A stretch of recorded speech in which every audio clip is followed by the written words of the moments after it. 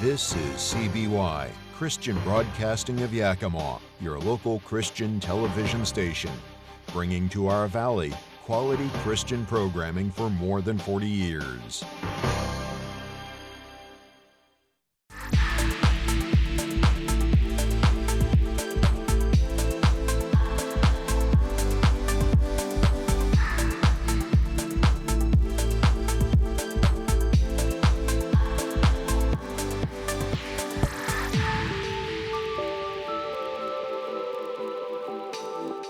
Hello, and thank you for joining us for Good News in the Valley, your local Christian news magazine.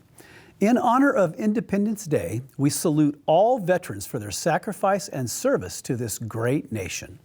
Our first guests will be two veterans, one who is currently running for U.S. Congress, and the other, a Korean War hero. Then we'll share a special endorsement from President Trump, followed by 4th of July events for families to enjoy. Jared Sessler, a former veteran, had the pleasure of speaking with Howard Yeager, a Korean War survivor and hero. Let's now join that interview.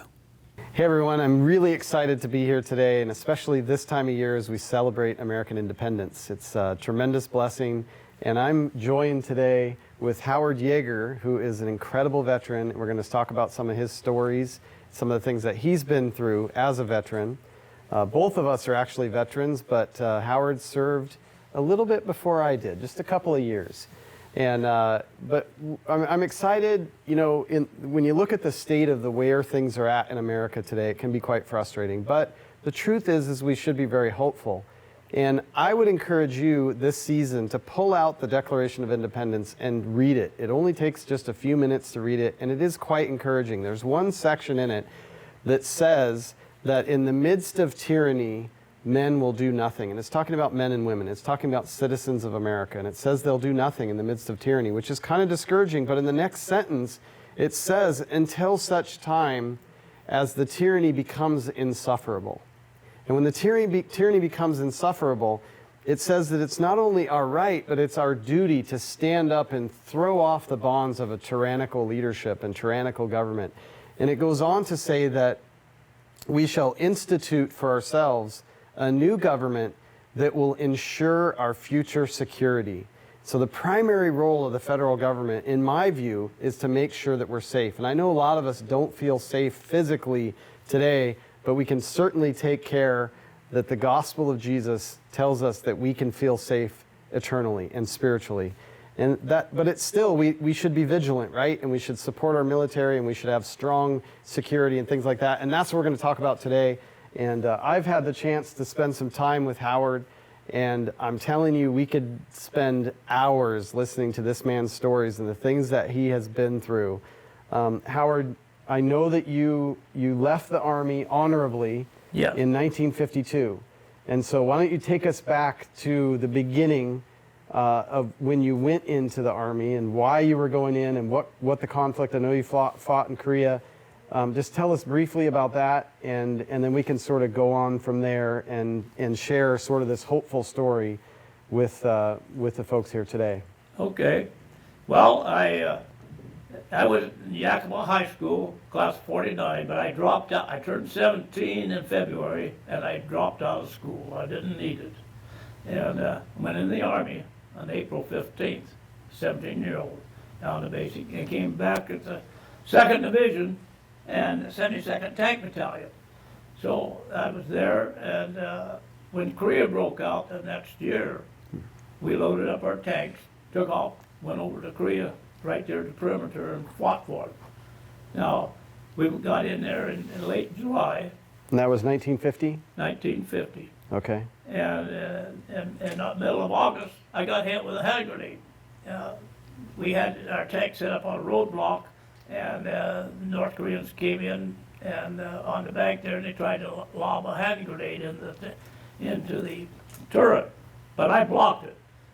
But I knocked it out, and it exploded, and I had about 9 pieces of shrapnel with me. Funny thing is, I had one right between the eye that they wouldn't take out. And I was mad about that when I got discharged. But anyway, so then we fought all the way up the Chosin Reservoir. And I fell about 9 feet and crushed this bone, my shoulder bone, not the joint, but here. Ended up body cast, wrapped in here, shipped to Japan. And about a week later, the Chinese came in and just practically annihilated the 2nd Division. I lost a lot of our friends there. But I happened to be safe back in Japan. My dad was glad to hear I'm back there. So I had spent 6 months convalescence, and then I came back to the 73rd Tank Battalion. And we set up, by that time, the peace talks were started. On the Indian River, the border, and we would ride on it, keeping them from crossing it. And in January of '52, my time was up. I was a staff sergeant, but I was a corporal when I went over, but I was staff sergeant when I came back in there and was tank commander of the tanks. But they used to always call me to drive the lead tank because the Jaeger tradition is we got eyesight that unbelievable, just like Chuck Yeager did as the pilot. I could see the roads, they couldn't. So I always had to drive the lead tank. But anyway, we came on back home. Now, when I went over there, I had in 1950, I had a beautiful little 36 Dodge.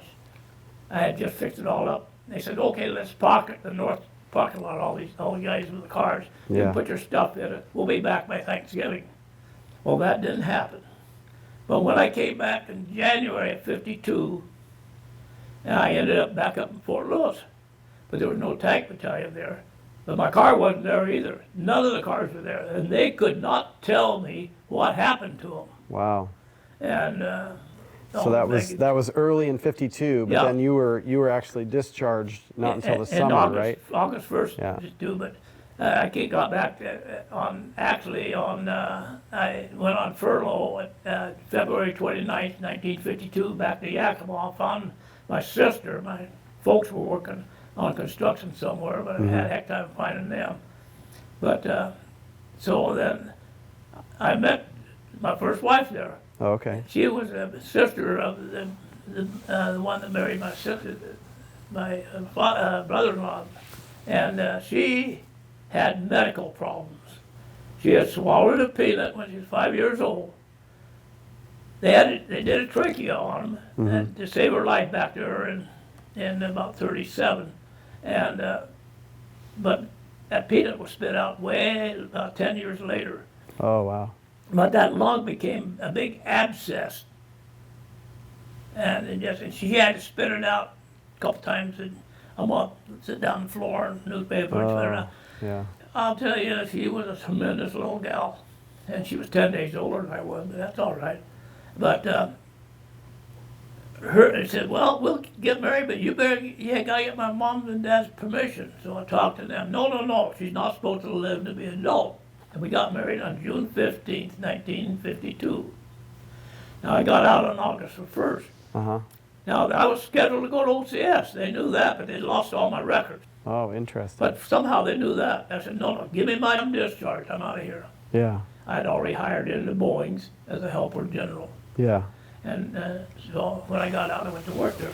Yeah, and I know it wasn't until, I think it was 1994. Yes. Because you are a Purple Heart recipient, but you actually had to do some reconnaissance work to get the records for that, and then apply, and then they confirmed it, that you should have gotten the Purple Heart and some other awards. Yeah. And so tell us how that went down. When it happened, I had sent a letter to my mom, and I kept going. I went to the American Legion. I went to everybody. No, we have no records. We have no records of that. Finally, I joined the alumni of the 2nd Division. I think it was Mr. Nestor there. Published a book of all the wounded and killed in the 2nd Division between 50 and 53. And I flipped open, and there I am in it. And I told him, hey, they said they didn't have any record. He flipped back to first, and there's a letter specifying where this come from officially. I bought the book for $35, made copies of the two pictures and sent them in. Lo and behold, here comes my Purple Heart in the mail with a DD-215 updating my 214, if the Army guys know what that is. Yeah. I had multiple ribbons, When I got out, I just got 2 combat ribbons. Yeah. On behalf of a fellow veteran, thank you for your service. You know, it's really, really amazing. I love listening to stories, you know, from especially, you know, people have been around for a while and they understand the value of American freedom and independence and the need for us to fight for that. I think the view, and you probably agree with this, but the view that we have now here in America is very obvious that the rest of the world doesn't operate with the same moral standards and guidance that we have here in America, or that we generally have had. And that's part of the reason why, as I talked about in the Declaration of Independence, they talk about the need for us to have a government that is willing to keep us safe, and having a strong army and strong, smart men that are willing to sacrifice their lives to make that happen. So very much appreciate your service. So tell us about Boeing and beyond, because the other thing that the listeners ought to know, and I know this about you, but you've ended up being very successful. Yeah. You live a humble life, but financially you've really been successful. Right. You've made good choices with your life. And so it started, you went to Boeing. What'd you do at Boeing? And that was that when Boeing was still building furniture and all these different things? Well, no, they were building B-47, B-52 military planes and the C-97 cargo plane, but they had never built a passenger plane, a jet. Oh, okay. And so when I hired in there, even though I was a high school dropout, I was very knowledgeable in trig and geometry and trig and math. That just came natural to me. And all of a sudden we built the first jet in Renton down a steel beam, built that without any jigs or anything else, using piano wires and transits. And we put that plane together, and then it flew in 1954.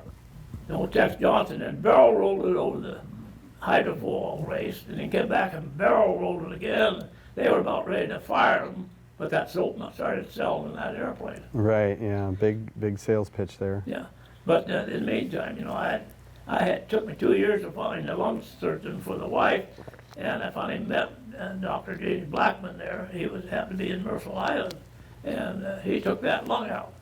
And we were married for 52 and a half years before she died. We were aged 3 daughters. Not bad for somebody that wasn't supposed to live to be an adult. And I had to pay for it all because it was pre-existing. So, right. But I worked 2 or 3 jobs all the time and sold everything I had that could, and everything else got going. And I said I would not owe anybody anything. If I can't pay for it, I don't buy it. I became quite a horseman in this world, along with working at Boeing. When did you come back to this area? Oh, yeah, well, I did come back to Yakima, and after we had that first plane, thing dropped off, and the old thing was last one to leave and turn off the lights. Yeah, I remember. Well, I quit Boeing at that time because the wife was just starting to heal from all this operation. I brought her back to Yakima to be with her parents to help me out, and I was in here for a little while.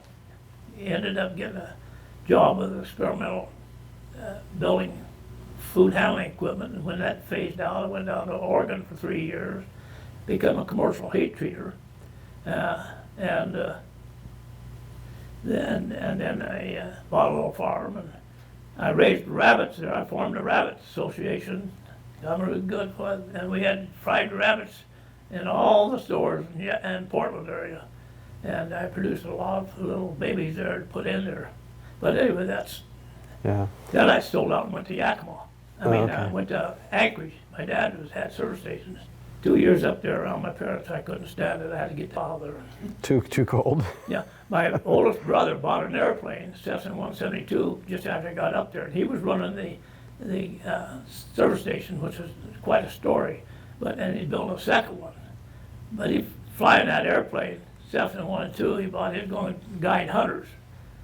Well, that lasted about 2 years. He was told not to fly there in 1963. It was icing. He flew. He never came back. And he's somewhere in Mount McKinley or Denali. Wow. Never have found him. I went back to work for Boeing's and experimental tooling. And then then moved right on up and became a manager, first line supervisor, tooling investigation. Was that in Renton? Well, that was in Renton, and then I moved down into Auburn when that Okay. But I was stationed, had an office in Plant 2, the one where they built those planes during the Civil War. Yeah. But I had a crew of about 30, and they were about half women or more, because they could go in and find the problems, and these guys go in there and, they get too much chummy to me. But I went down in California for 4 months, one time down Lockheed, straightening out problems. I was down in Portland, Oregon, when we bought out Iron Fireman and helped convert that over to the place. Wherever there was a problem, I had my crew out there, and we'd go look at the problem. They all, engineers, everybody's pointing to everybody, except let's look at the problem. And then I'd go to corporate and report to them. So I got to know those guys pretty good. As a matter of fact, 2 in the corporate, Tom Prank was one, and I don't know who the other was, and then a couple others who were way up in the tops, came through my organization. And so my youngest daughter had her engineering degree associate degree out of one of the places needs working in Boeing, and she was an AOG, airplane on ground supervisor, and had crews out all over. She retired from Boeing about time when she turned 55, like I did. And so you retired from Boeing. That's after you came back. You spent. And about what year was it that you retired? 1987. Okay. And I still had all my horses. I raised about 40 foals, selling Wow. all the girls. And I showed them, judged horse show. I was Horseman of the Year in '76 in this state, and I was on their executive board. And I was always a promoter. Tell me about what happened with the shrapnel that was it was in your forehead. Oh, okay. Well, of course, that was in August, but it was just like a baby size with a point. And the sticking out, military wouldn't right they wouldn't between take it my out. eyes. They wouldn't take it out for you. Well, they said it's too dangerous. Well, Well, first of all, and then later on, when I used a washcloth, just before I got out, that little tip would hang up on a washcloth. Oh, wow. And that was ticking me off. So after we got out, so did you tell one of your friends to grab it with a pair of pliers and? no, I took fingernail clippers because the tweezer wouldn't work, and I had my wife, and I clipped onto it. She got a hold of my hand, and pow, out it came. Okay, that's the way we did medicine back in the real Yeah. America. Yeah, I tell you, I got nothing against the Army, Yeah, that was not but good. I didn't let that bother me. Well, not only that, but tell me what your take was on Vietnam and sort of the soldiers that went and came back and just kind of that whole mess during that time. Well, I was real unhappy that all these college kids turned against them because, they're over there fighting. Now, I had nothing against them, but some of our legislation really don't support them, just like it's happening now. Right. And they had to give up, but at least they evacuated pretty good and so forth. But everybody hated that war, the college kids, just like they're doing now, and that's shame on us. Mm-hmm. Yeah, it's part of the reason why I bring it up is because of the situation we have now with the things going on in the college campuses and things. And, it's such an atrocity, although this technically isn't our war. Yeah. It's definitely one that we support and that we should support in terms of, just being an ally to Israel. But the thing that bothers me the most about it is watching these pro-Palestine, which is really pro-Hamas, demonstrations, which are, to me, it's just, you couldn't get much more offensive in America than to do that. And it makes me think those young people should spend more time with people like you listening to some stories to really get a grasp on what happened and how this country has progressed over, we're close to 250 years now. We're just coming up on that. So, yeah, it was an interesting time, and it really relates to, what's going on today. And the thing is, who's funding those guys? And that's terrible. Exactly. And, Iran's behind the whole thing. And their motto is to get rid of the United States, too. Absolutely, yeah. And I can't tolerate that. It's shocking to most people, but a lot of the funding is actually going through the UN. And it's definitely true that because of the energy dissection that's happened here under this Biden administration, which is totally illegitimate, and what they've done with cutting off the production of energy and drilling and pulling our own oil and even pumping through our Alaska pipeline. It's just killed the energy, but it's made Iran and Russia very wealthy because of their sale of oil. And so that money gets, Iran has always been anti-American to the point of probably one of the most hostile countries in the world. And of course they want to fund, the destruction of Israel. So, it's really terrible circumstances. But what's more shocking to me is how much of our money that's flowing through the UN is being used against us. And if you go to the UN's website, you'll see that they have this hierarchy. And when I step back and I look at that, to me, it looks like global governance. All the different systems and structures and everything they have in place. And here we are, we're paying for that. They've got humanitarian aid set up in Darien Gap between South and North America, where they're helping people come to America. They're paying for buses and all that kind of stuff. I just saw a video either today or yesterday where Hamas terrorists were using UN buildings and assets, including vehicles, in order to transport themselves around. Right. Like how is I see that how on is that television, possible? yeah. The Biden administration has just sold us out, Yeah, it's terrible. and we got to get rid of him. Do you support President Trump? Definitely. He hasn't learned how to be quiet a little bit. He's his own enemy. But what he's done, Yeah, it's true, but in the same breath, when you look at what's going on in just the direct frontal attack on America through him, it's an attack on him, but it's really an attack on the American judicial system, which is an attack on you and I and everything that we fought for and everything that America stands for. So I think he has more justification to say whatever he wants to say. well, yeah, but he irritates some people. He does, yeah. But no, that's okay. Yeah. His record stands. His record stands. There's no refuting that. And I'll just tell you from my own experience with him, he's a great man. Yeah. I'm not saying that everything he's ever done in his life has been upstanding. I've certainly talked to people about different things, but the way he's treated me and just his care and his communication has been unbelievable, amazing. He wants to fight for America. He knows that we need to stand up and that the country is counting on us. So. Right. I am incredibly honored to sit here with you today and just to hear a snippet of your story. It's an incredible blessing to have gotten to meet you. I know we've spent a little bit of time together prior to this, which is kind of what inspired us to, use your story to help encourage people, in our community here about the great country that we live in, and especially the celebration of our independence. I'm hoping as well that President Trump gets elected. I hope that I get elected. I hope that we have a massive 250-year celebration underneath his leadership.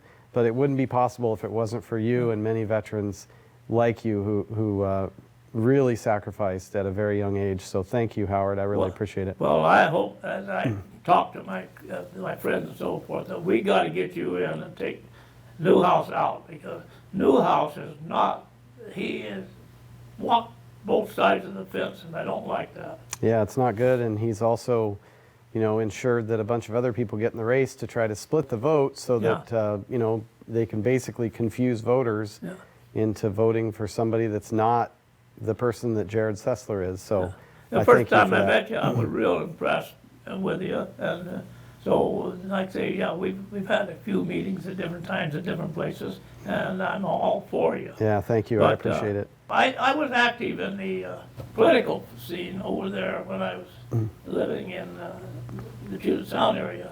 And I was an independent Democrat for a while, but I gave that up real quick, like, when I found where they were going. Yeah. And I still consider myself an independent Republican. But I'm with you all the way. Yeah, thank you. I appreciate it. Well, thank you, everyone, and back to you, Skip. We sincerely thank both of them for their faithful service to our country. Now, President Donald J. Trump has endorsed Jared Sessler, who is a candidate for U.S. Congress. Here's some of what President Trump posted. Jared is a fantastic candidate and will be a great congressman for Washington State's 4th Congressional District. Jared Sessler is MAGA all the way and has my complete and total endorsement, and he will never let you down. And now for some 4th of July celebrations. Island Adventures are offering a special 4th of July fireworks cruise out of Anacortes. This 4 to 5 hour exciting tour departs at 5 p.m. in search of whales and wildlife before sunset, and then we'll position the boat for a front row view of the fireworks display. A full menu will be available for purchase. For prices and to secure a reservation, please visit their website. The Bellevue Family Fourth starts at 5 p.m. at the Bellevue Downtown Park. Come and enjoy free live performances, family-friendly activities, food trucks, and more. The evening leads up to an extravagant fireworks display at 10:05 p.m. synchronized to a performance from the Bellevue Youth Symphony Orchestra. Come join the annual Festival of America, which was voted Best in Show in Washington State for its fabulous fireworks display on July 4th and 5th from noon to 11 p.m. The event this year includes a vendor fair, live entertainment, and a laser light show at dusk, followed by a grand display of fireworks launched off the top of Grand Coulee Dam. Celebrate Independence Day aboard the Water to Wine yacht cruising the Columbia River. This cruise includes a buffet of small bites and house-made desserts and front row seats to the Tri-Cities fantastic fireworks show. Boarding occurs at 8:30 p.m. from the Columbia Point Marina in Richland for a 2-hour excursion.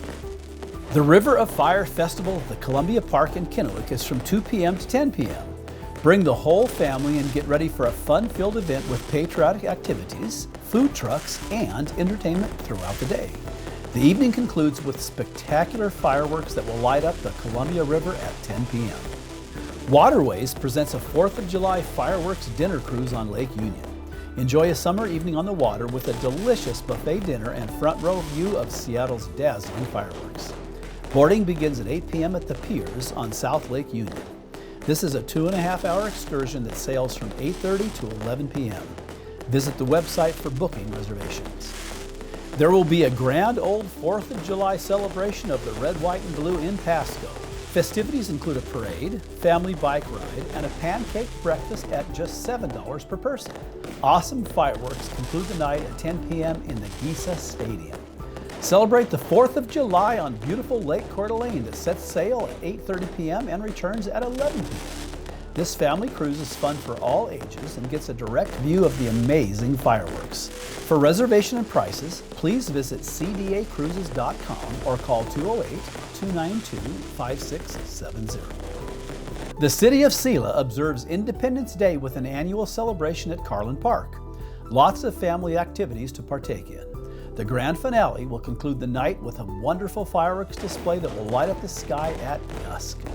The Red, White, and Blues Festival will set the stage at Celebration Park and Federal Way from 4 p.m. to 11:30 p.m. Enjoy live music, entertainment, food vendors, games, crafts, and family fun all day. Magnificent fireworks will top off the night at 10:15 p.m. Come sail away on the 4th with this 3-course dinner and fireworks cruise. The Portland Spirit boards at 7 p.m. from the Salmon Street Springs dock and cruises from 7:30 to 10:30 while listening to live piano music. This is a perfect setting for viewing the fabulous fireworks. So to secure your spot, please visit the website. The Riverfront Park in Spokane will be hosting its famous annual Independence Day festivities with a concert from the Spokane Symphony at the Pavilion, followed by a dazzling 4th of July fireworks display starting at 10 p.m. Ferry boat on over to Bainbridge Island for a grand old 4th of July that'll celebrate the holiday with multiple events happening in downtown Winslow and the Waterfront Park. Kicking off the 4th is the traditional pancake breakfast at 7 a.m., followed by the car show, street fair, kids zone, and a hometown parade.